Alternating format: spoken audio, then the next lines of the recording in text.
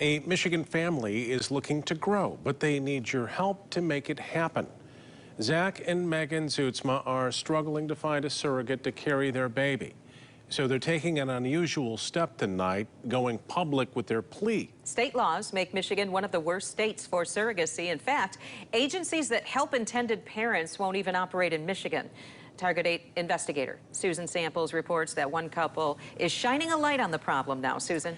That's right, Sue and Brian. We're not talking about what's considered traditional surrogacy here, where the woman who carries the baby also provides the egg. This couple from north of Grand Rapids already created their own biological embryos through IVF. No egg needed. What they do need now is a gestational carrier, aka a womb.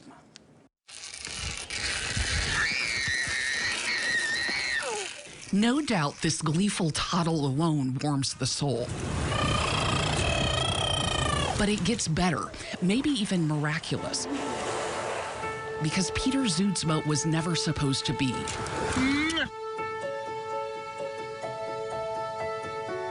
I was told that I would win the lottery twice before I ever have a biological child. Megan Zutzma was a child herself when she was told she could never have her own. At 10 years old, she was diagnosed with ovarian cancer, the disease's youngest ever survivor at U of M, too young to grasp the implications of the surgery that helped save her life. I had a complete hysterectomy 2 days after my 10th birthday, and one ovary is remaining. It would take 15 years and a wedding for Megan to truly understand and mourn what she'd lost. When we got married, it was like a freight train, just rocked my world, and I was in the depths of fertility grief, and I didn't know how to function. I was crying in the middle of the night. Megan had always known she couldn't give birth herself, but wondered, what if she and her husband Zach could create their own biological embryos for someone else to carry? I was expecting the doctors to say there's no way. Instead, doctors at the fertility center in Grand Rapids were able to retrieve 33 eggs from Megan's one remaining ovary, 13 of which became embryos through IVF. We were elated. Megan chronicled each step on Facebook, not knowing an old high school friend was among those following her journey. We were attached at the hip through high school.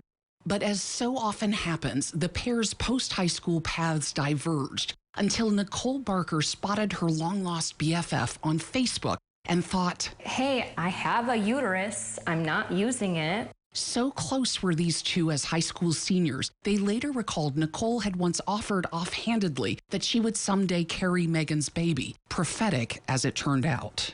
She told me from the beginning that this is no longer my body, this is a pod for your baby. A couple months and one embryo transfer later. Isn't there one baby or two babies? We're finding out. Nicole, her own toddlers on hand too, held the camera to document the moment of truth. There's two babies. Yeah, I'm done. This is the best day of my life. We are all set. Congratulations. Thank you. Nicole was pregnant with Megan and Zach Zutzma's biological babies, twins. All right, cold and pressure.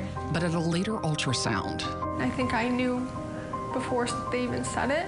There was one baby fluttering around, and then the other baby looked just still. I'm not seeing a heartbeat in that baby. Do you want me to stop recording? No, it's okay. Part of the journey. Navigating that piece of being elated for your one baby, but being heartbroken for your other is really hard. Here I am, not only my first miscarriage, but I just lost my best friend's baby. And so it was, I'm gonna get emotional.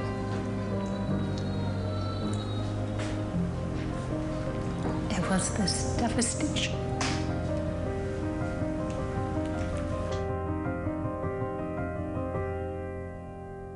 Seven months later, in the middle of the night, Megan, Zach, and Nicole, her fiance standing by, prepared to welcome Peter Zachary Zutzma. Nicole said, I want Peter to get into Megan's hands as quickly as possible. I always got so frustrated when people say, how could you just give him away? I'm like, he wasn't mine. He was not mine. I wasn't giving him away, I was giving him back. Like, he was theirs. They laid a blanket on Nicole's belly and cleaned him off really quick, but then I was over in a chair ready to go to hold our son for the first time.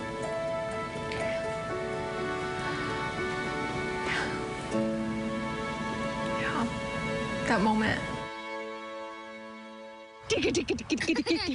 2 glorious years later, the Zuidsmas, excited but scared, are ready to try to give Peter a sibling. If you had the twins, do you think you would be trying again? I would do everything not to do this over again. It's really hard. Here's what makes it even more difficult in Michigan. While most states are considered at least surrogacy friendly, and some have private agencies that even help facilitate the process, Michigan is one of just 3 anti-surrogacy states in the nation. Paid surrogacy is a felony here, and even unpaid surrogacy is deemed contrary to public policy. That means in Michigan, the surrogate is the child's legal parent at birth, and the biological parents may be forced to adopt their own babies back from the woman who carried them. The Zuidsmas didn't have to adopt Peter because by sheer luck, they got a judge who allowed them to sign a pre-birth order naming them Peter's legal parents at birth. But in Michigan, there's no guarantee they'll get a friendly judge next time, and they have to find a surrogate carrier first. Nicole isn't an option this time. With each of her pregnancies, her own 2 children and Peter, she'd suffered progressively worse postpartum depression. Even without that, Nicole cautions gestational surrogacy is not for the faint-hearted. It's a lot to put yourself through, and you really need to be in this headspace of this is going to be equal parts hell and enjoyment. And how much of that are you willing to do? Here's what's required. Gestational carriers must have given birth to at least 1 healthy baby before. They have to give themselves injections early on, once a week for a dozen or so weeks, submit to psychiatric testing and counseling up front, and sign legal contracts to cover the many what-ifs. Still, for Nicole, Everything that I went through was beyond worth it. Beyond.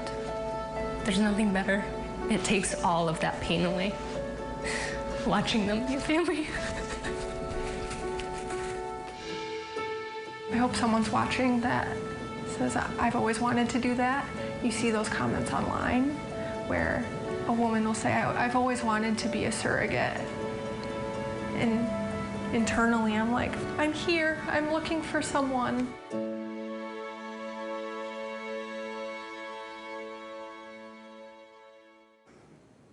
an estimated 10% of couples struggle with fertility, and an increasing number are trying the gestational carrier route. It's tough to quantify how many, but the surrogacy community in Michigan is still relatively small, but growing. If you or someone you know want to explore becoming a carrier for the Zuidsmas, send an email to surrogateforbabyz@gmail.com. We'll have that at woodtv.com too. Back to you. It's so nice to see them as a family. You can see how they would want to increase, you know, have another baby. Yes, I mean, they want another child, and they want Peter to have a brother or sister. Yeah. Help make it happen. So And we cute. thank them for sharing their story, too. Yeah. They're brave to It go on was camera like not that. easy for them. Yep, they did a great job. Understandable. Thanks, Susan.